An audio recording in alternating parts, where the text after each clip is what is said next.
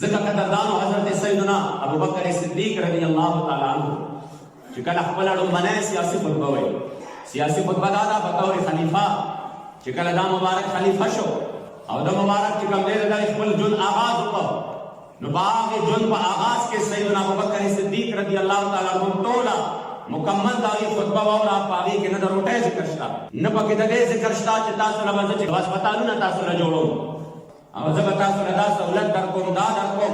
په خپله لومړنۍ سیاسي خطبه کې نور د یو څه ذکر هم نشته. دا ذکر پکې شته دی چې قوم رښتیا وایي ګورې دروغ هلاکت دی. الصدق امانة والکذب خیانت. رښتیا وایي دروغ چې کوم دی دا هلاکت دی، په رښتیو باندې به بچ کېږئ.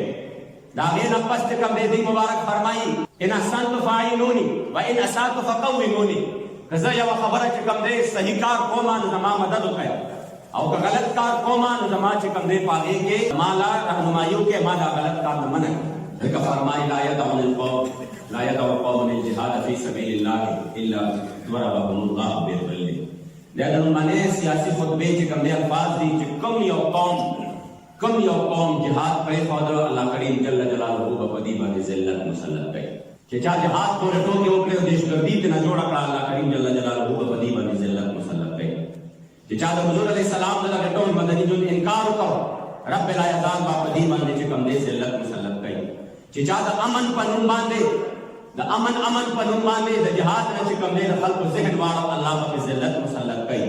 چې چا د عدم تشدد د فلسفې په نوم باندې دا امت چې کوم دی او دا قوم د جهاد نه واړو، الله کریم جل جلاله په دې باندې ذلت مسلط کوي. خو که چا د بې سر و سامانۍ په حالت کې د جهاد علم اوچت کړو، دغه قوم بیا الله کریم جل جلاله د ذلت نه راوباسي، دې له به رب العزت بیا عروج